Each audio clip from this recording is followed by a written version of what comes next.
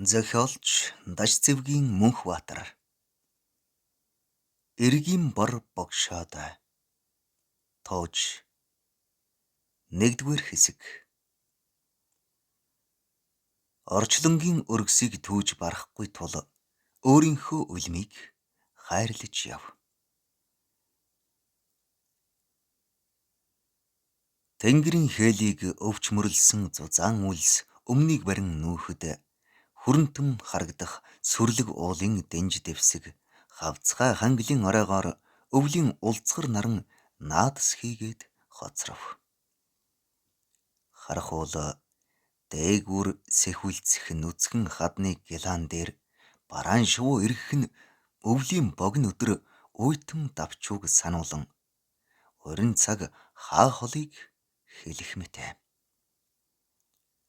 Урин цаг байтугай ганц шөнийн хүйтэн жавар хүний амьны нэхэлтэй гэдгийг мэдэхгүй хэн байх вүлээ? Ойлд бейсийн хошив байснаа хожимо бишрэлт бейсийн гэгдэх болсон энэ нутагт өвлийн адагсаар ийхүү сүр хүчээн бадруулж буй юм. Баясгалант хайрхны сэрвэн хяр ухаа дөрүлжнөөс доош өгийн өврийн бэл намаг ихтэй хоолойн гол цаашлбал чилэн амин нуурын тэртэх зэлүүд хөндөй хаяа хэрхгүй уудам тал даваа нухчаа бүхэн нь дүн өвлийн хөх цасанд умбан буйн инэ. Хайрхан уулын хажуугийн бэрх зам хормоогоос оройроо улам нарийсч хийсэх газар тахиралдан барьцаалдуулснаа төдөлгүй дөрөлж давжээ. Тэр зувг замаар хоёр морьтон уруудан орж ирлээ. Тэгш сайхан хатиртай өндөр хүрэн морь босоо чихээ соотол зуулан жолоо сурны аясаар бөмбөлцөл алхуулсаар нуурын дохой руу бууж ирэв.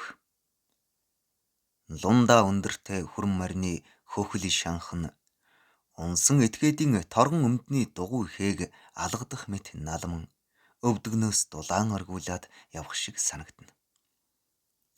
Лагс товэр биетэй 60 иргэм насны үстэй дээлнийхээ гадуур үнгэн дах давхарлан өмссөн тул өвлийн жаврыг үл ажрах бөгөөд харин ч халууц хаятай эмээл дээрээ задгай тухалжээ.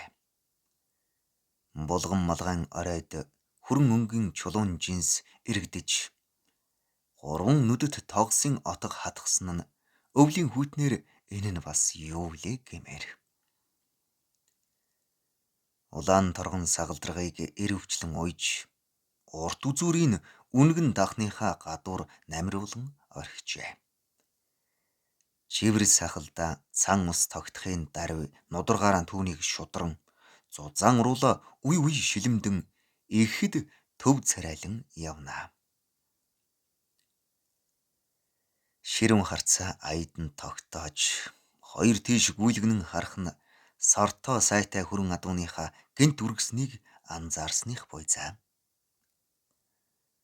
Омруу цээжээрэн баахан улбартай улаан хэр морины эзэн 20 гаруй насны залуу ир. Тэрээр гөлмөө даврин хатруулж хойноос гүйцэн алдан явна. Хөөмөлхөө гаргасан мөнгөн хяртай гоёмсог эмээлийн арга анзганаас хөм ширээр хийсэн ачааны хомбог сав даруулан бэхэлжээ. Хомбог савнд чухам юу буйг ноёнтноос өөр хэнч эс мэднэ. Залуу ир хар торгон дээлийн гадуур хуучвтер үнгэн дах өмсөөд илбэнхэн арсаар бойлжүүлж уралсан тулмай малгайг хэлтийлгэн духтуулжээ. Үзүүрсгээр доторлон торгоор өнгөлж ойсон шинэхэн дээл нь хэвд орж амжаагүй нь илт. Дээлийн захыг өргөн манз гарган эмжиж тод өнгөөр давхар хошмог тавьсан нь залуу сайхан хүнд үздэл зохирон харагдана. Хөлдөө томтсон гэмээр угалцтай монгол гутлыг ган дөрөөнд гогтож жийснийг үзвэл морьтой яваа гэхээс биш явганаар бол хувцсанда түүртмээр. Тэрээр гөлөм дэргүүлэн дэрсэн толгой ганхуулан шогшуулж ирснэ. Хазарын амгаа дайлан эргэж хөндлөсөн нь бууж мордохын арга асуусных байлаа. Ахмад ноёнтон аанай бас буумаар болсон тул ажуухан гэгч нь жолоогон тадлаа. Уулын хэрээр хүчлэн давсан унлаг мордын өвчүү цээж цантаж уулзан хамраасаа уур савсуулан зогслоо. Эрчүүд агсаг даранга түр саатахаар товгор сайран дээр цас чулуу бутраган буув. Морд үргэсгийн сарталцахад тэр зүггүйлгэн харлаа. Харган моддын мөчрөө сар зайхаас өөр сонингүй. Ус халиартан уур манан савсаж байгаа нь өнөө хүйтрэхийн дохио гэлтэй. Өдөржин хаялсан цас нуурандаа бурганаж харин хөх тэнгэр өрхөөн татсан айл шиг цэлэмжээ. Шард ирсний үзүүр шүргүүлэн сайтар харвал нуурын захад ганц тэмээ хэвтэж байлаа. Бүр сайн аживал бутарсан цасны дор нэгэн бүсгүй хүн харагдах шиг боллоо. Эхний өвлийн богино өдрийн хувьд нүд сэтгэл чимэгтэй гих ганц зүйл бол баруун улсын оройд жаргаж байгаа наран билээ. Нар жаргавал дорхноо хариу бүрий болно. Нарны жавар тачгинж хүйт орно. Магад салхи хөдөлбөл цасан шуургач гинтэй. Өвлийн ааш гэж энэ болоо. Өдөржин богинд шилбүр төдий дайлаа жаргадаг цагаан наран мордон эрсийг эмээл сүүж хөндийрүүлэхийн завдалгүй хэдийнэ уулын цаагуур оржээ. Нарны жавар хатсар нүрийг дааруулж цасан дээрх саарл сүвдэр сарнжээ. Харуй бүрий нөмөрч бударсан цас бутарсан өд шиг боргон салхины аясаар хялмалж эхэллээ. Уулын оройгоос сүвдэр цаашлан нуурын айг алгуурхан бүрхэв. Залуу ир товгор сайраас уруудан нэлээд дөхж ирээд зүг орчныг нэгжин ширтлээ. Одончууд цэмбэн дээлээ энгэр задгайл нүмгэлсэн залуухан бүсгүй хөр цасан дээр хөл нүцгэн зогсож байхыг гинт хараад агтсгийн цочив. Цэнгэр торгоор өнгөлсөн ханцуй нодоргон хажуудаа сул савлан болзошгүй гашуун зовлонгоос ангижруулж өгөхийг гуйх мэт даллав. Залуу ир хөдөлж явсан морныхон цолборыг гудчин эргэлээ. Аль бүхнийг алмарын зогсоо хөгшин ноёнтны парвгар гарт шар сүрэн цолборыг хам хум адгуулад тэр зүг рүү гутлаач ирэн гүйв. Сандарсан ноёнтон араас нь "Сарвлаа! Хөөе, золиг минь! Хайрын босоо ороолон байж гэнтээ! Аль бушуухан явцгаая!" гэж агдан хашгираад үлдлээ. Үл тэнэх бүсгүй цагаан захтай улаан цэгдгээ цасан дээр орхисон байлаа. Хорол дүрстэй мөнгөн бил унжлага, чимэг тойв, бүч тууз тэргүүтнийг хөсөр тайлан хайжээ. Эйтэн гутлынхаа түрэн дээрээ тэнцэж ядан зогсох өнөх бүсгүй зовлон жаргал хоёрыг илээж барахгүйгээ хүлцэх мэт дагжин чичирч байснаа. Гүвэний орой товгор сайраас нэгэн хүн хар ирчээрээ ирж яваг харамгцаа нөмөрсөн дээлээ шидэд усны зах руу гүйн орлоо. Амьдрал гэдэг нь харагдах өнгнөөсөө илүү хүйтэн цэвдэг, санаанд оромгүй хахир хатуу алаан тарчлааны шинжтэй байдгийг тэрээр сая мэдээд цаашаа хэрххийг ойлгосонгүй. Халуун голоос цулгаасан хайр хүмүүс хар цус түнд арга сэхэрл өгсөнгүй. Толгоогоороо гударч мөсөн доогуур шурглан орохын зориг түнд дутсан бизээ. Сарвал эрэг дээрээс юутай хүүтэйгээ ус руу орж нүцгэн бүсгүйг тэврэн авлаа. Бүсгүй учир зүггүй тээжлэвч хүчрхэг залуугийн тэврээс молторч чадсангүй. Хар цус загалсан мөсөн хөндөй рүү ойлон зүтгэвч энэ удаа бүтэлтэй бүтэлгүйг гээгүүлсэнгүй. Тамын ам шиг мөсөн цооног дугуйран харзны ус хоржгон урсаад гүн ёроолын чулуунд хөл хальтрах шиг боллоо. Нэгсэхэрвэл хоёулаа бүсэлхийнээсээ доош усан дотор. Хамаг биеийг түмэн зүгээр шивэх мэт байж ядтал шаналгав. Усан дээгүрх жавар хөвж яваа мөсөн хөлдөөс нь ухаан балартуулах шахлаа. Сарвал сайх бүсгүйг тайтгаруулан та тайвшир, ийм сайхан залуу хүн байж амьдралаас ингэтлээ уйдж болохгүй. Гэр чинь хаана байна вэ? Би таныг хүргээд өгье гэлээ. Ус мөс туслуулан эрг дээр арай ихийн гарахад эргийн мүлвэр чулуун дээр бас л хальтрхан шахав. Та тайтгар, хорвоогийн түмэн зовлонгоос чинь би хуваалцъя. Би ээжтэйгээ амьдардаг ядуу ир байна. Баян ноёны зараалаар бараа болж яваа юм. Би таныг хүргэж өгөнгөө гутал дээлээ солимоор байна. Үдчийн харуу бүрийч буулаа. Настай ээж минь намайг хүлээж байгаа учраас би хөлдөж өгөх болохгүй гэж эрв шүдээ хавиралдуулан арай ядан хэллээ. Сандуу ноён 2 морой хөдлөн товгроос бууж холхноос жишүү харснаа. Алтан зуу минь яадаг ээжийн хүний үрвэ? Цэвдэг хүйтэнд харцны усанд булахтлаа халууцаа юу гэж зандран хэлснээ мордоо хөдлөн буцаж алхлаа. Шалб норсон залуу эрийн аргадаж гуйсан үгийг мөнөөх бүсгүй хальт сонсоод хувц сунраа өмсөж эхлэв. Булбрай цагаан мөр цээж тэгш зандан гуй хас уран гойлог биеийг харвал өвлийн нууранд өнжсөн гангар хүн шиг үзэсгэлэнтэй бүсгүй байлаа. Эрвгэр алагнууданд нь уйтхар гуниг түмэнтэй хургаад сэтгэлийн доторх торгон мэдрэмж нь удрах мэт. Сарвал бас л аргадан гуйж та эндүүрсэн байна шүү. Амьдрал хичнээн үнэтэй бас жаргалтай билээ.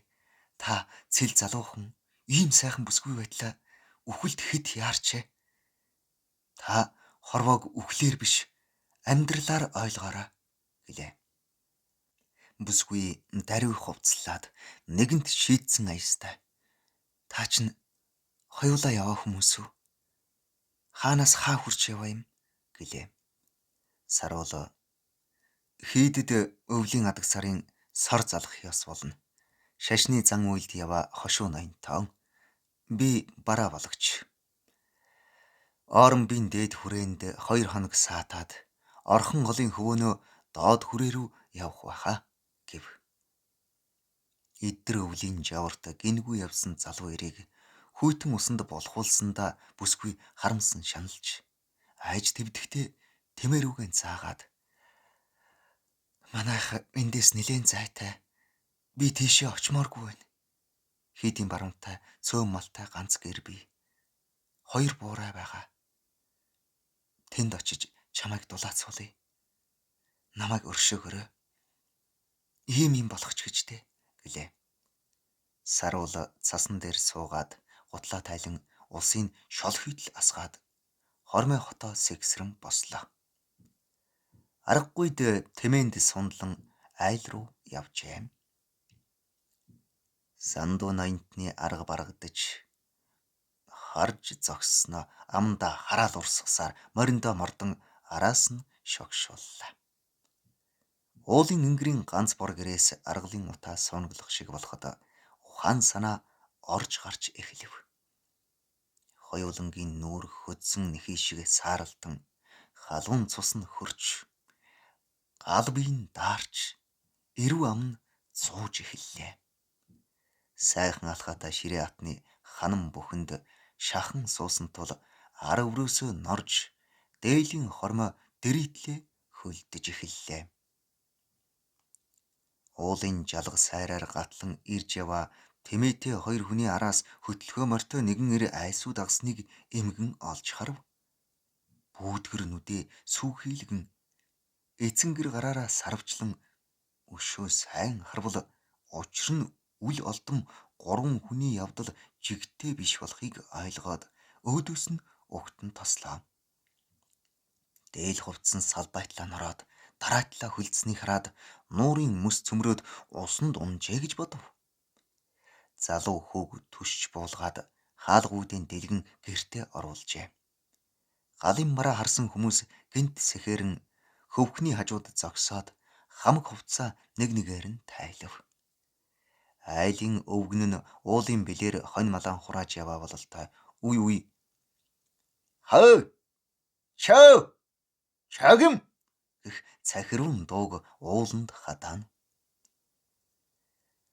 Эмгэн өвгөнийхөө ямаан дахыг саруул нүмрүүлээд богшсон халуун цай аялан гарт нь баривллаа. Бээрсэн бүсгүй залуу эрийн дээл хантааз нэхий өмдийг унд хавчуулаад гутлын тулганы хажууд хэвтүүлэн тавилаа. Эсгийн оймсыг мушгаад мөн унинд хавчууллаа. Бөхний завсар сундлаастай ирсэн болохоор бүсгүйн дээлийн ар бас нэлээн норсныг эмгэн хараад бас хуурайчлан солихоор авдраа удлан шин тэрлэг гаргаж ирлээ. Эмгэн тэвтэн сандраад бээрсэн даарсан хоёрт дэмийл халуун цай уулгаж эвэлж хөөр хийлхөөс гавьсангүй. Сандуу ноён хормын зуур болоод өнгөрсөн энэ явдалд бүр гайхаж хоцроод айлын гадаа ирж түр саатав. Морин соож буусангүй. Эмгэн угсхийн гарч ирснэ. Хүн гой та орж болгоно уу? Би нохоо хориод өгье гэлээ. Сандуу ноёнтон сахлаа эмчснэ. Би дээд хүрээнд очихоор явлаа. Залуу хар хүүг миний араас тэмээ малаар даруй хүргэж өг гэж тушаа хаястай хэлээд дөрөөгөн давирв. Харамхуй болсон тул хэм бугайн залран явааг эмгэн яахан гадарлах билэм. Ямар тач 60 иргэм насны эрх ямбтай нэгэн хүн байндаг гэж бодоод эргэн орлоо. Удалгүй өвгөн хонио хотлуулаад орж ирэв. Ганц тэмээтэй марилсан балагтай гийчдийг гайхан хүндүлгсэн хувцс хунар галын дэргэд орхисон угалзтай монгол гутлыг харснаа хоймроо гарч суулаа. Эмгэн өвгнийхөө бороо аяганд халуун цай дүүргээд эрхийн чинээ цагаан тос унгаж өгөв. Өвгнийгөө цайгаа оочлох зур эмгэн "Өний хүүхдүүд усанд цөмрөөд унчихсан бололтой. Нэг нь хүрээ рүү явчихсан. Эднийг араас даруй хүргэж өгөөрэй гэж тушаасан шүү" гэв. Өвгөн үг дуугарсангүй. Өвгнөө ямар нэг юм хэлэхгүй болохоор нь эмгэн залуу хүү рүү хандаж "Хүү минь ээ, өнөө шөндөө заавал очих ажилтай билүү? Дээл хувцаа хатаагаад өглөө хөдөлбөл дээрсэн" гэв. Саруул "Тэгье. Нойтон хувцтай би харанхуй шөнөөр хаа гэж явах вэ? Ноёнтон маань надтай надгүй хурал номдоо залрах байх. Гол нь ачаа дарвлагтай юмаа буулгаж зөөх мориныхоо эмээлийг авч нурууг нь амраахаас авахулан толгой ажилтай боллоо доо" гэд жуумалцав. Харин бүсгүй гүн бодолд автаад толгой гудайлган суусаар л байлаа. Тулганы улаан шаргалгаал гэр доторхыг гэрэлтүүлж хүмбэрийн нүрийг үздэл илхнэ тодруулжээ. 25 орчим насны бүсгүйн суларсан гэзэг нь сэтгэлд нэг л эерүүх. Шан хүсээ задгайлан унжуулжээ. Үзүүрээрээ сүлжсэн хэсэг нь нуруу мөрөө даран арагшаа унсан харагдана. Тэрээр гуниг зовлонд баригдсан хөнхөр нүдэрээ орчныг ширтэн цочсон янзах шиг толгойгоо өргөсхийнэ. Газрын цээжийг аниртан чагнах мэт чив чимээгүй суух болгоо. Эмэгтэй хүн энэ хорвоод хайрлагдах гэж ирдэг нь хаана байна вэ гэж Саруул харуулсан бодов. Гол тасравч хорь тасрахгүй гихчээр түүний амьдралын зам нэг л бүрхэг болсныг зөнгөөрөө гадарлаад өмнөөс нь айлаа. Саруул 23 хүртлээр азар гадуу мандалцаж айлын зарц хийж хонь ямаа хариулж нүүдэл тэр хөтөлж түлээ түлш бэлдэж зунд нь хонь ноосолж өвөлд нь онгийн одорт осготлоо явахтан хорвоогийн үн цэнийг хараахан ухаарч чадаагүй байжээ. Амьдралын мөн чанар гэдэг нь бодсноос тэс өөр юм байдгийг сая л ухааран сууна. Хүн ер нь яах гэж амьд явдаг вүлээ гэж өөрөөсөө асуухад хүрчээ. Ямар адгуус гэхээр ийм сайхан үзэсгэлэнтэй бүсгүй гэж зовоож харц цооногийн ус руу унж амиа үүхэд хүргэдэг вүлээ. Зовлон жаргал хоёр чинь зөнгөөрөө урсан ирдэг зүйл биш. Харин ч сөөргөө урт нь тосдог сонголт юм биш үү? Зовлонгүй амьдарч зарцлагдахгүй явъя гэж бай. Яагаад бодоогүй юм бэ? Яасан сайхан бүсгүй вэ? Ийм бүсгүйг хажууд иргэдэм байлгавал ямар ч эр хүн насаараа жаргах байхаа. Тэрээр ийм бодсоор царай бараалган нилээн суув. Хөгшчүүлч цучлаг галаас бодол зангидах мэт хүрлийн суусаар. Мань саруул усанд унсан биш, ухаан нь бойжиж суутал бүсгүй босоод унд хавжуулсан дээлийг араар нь эргүүлэн галд ойртуулан өлгөлөө. Үнэгэн дахыг гэрээс гарган удтал сэгсэрснээ оруулж ирээд нүдэн арган дээр тэгнүүлэн тавив. Хөдлөх бүрий хараад суумаар үзэсгэлэнтэй туйхан бүсгүйг өөрөөсөө нас хол зөрүүгүйг саруул гадралжээ. Удалгүй гүн холоос хөлдөө газар бөмбөрдөн хэсэг мортны айсгүй чимээ дуултлаа. Эмгэн айж сандран эргэнгээ түшин босов. Өвгөнч гансаа түрүүлээд цэхэлж суулаа. Бүсгүй зүүн талын орон дээр цомцойн суугаад зориг шулуудан хүлээв. Саруул дэрэгд нь очоод та битгий амиа хорлоорой. Эргийн бор богшоод эгшин жиргэх цагаар би ирж чамайг авнаа. Хоёулаа харсан зүг рүүгээ явцгаая гэж чихэнд нь шивнээд гараас нь атгав. Бүсгүй аманда би Сампил баяны баг хатан шүү дээ гэлээ. Саруул чангаар тэр тусмаа би ирнэ гэв. Хаалгууд дэлгэж хахир жавар дагуулсаар хамхуул шиг 3 хүн орж ирлээ. Ханцвы нударгаан савчуулсан түрмгийн нэгэн эрхэм бүсгүйг мөрнөөс нь гудчин татснаа нуруу хот руу нудчин ороолгов. Саруул гүйж очоод гараас нь зуран авлаа. 50 гаруй насны бяд муутай тэрээр Баян Сампил гэдэг нь бололтой. Бараавлагч зандран энэ нэг хорхой шиг амтныг холдуулж аль гэж хашгичв. Айлын хоймор үүдээр туучин дэвсгэр ширдэг хуйлруулан хөл тэгэлсэн болгоно өшгчж хэлэхгүйгээр дайрч ташуур нударгаан далайж дөвчгнөв. Эмгэн хатвчандаа хярж өвгөн суудлаасаа хөдөлсөнгүй. Сайхан мэдээрээ муу сайн гуйлагчингууд минь гэж зандраад хөөрхий бүсгүйг чирч гулдран гарцгаалаа. Нэг нарны дор багтамгүй муухай улс.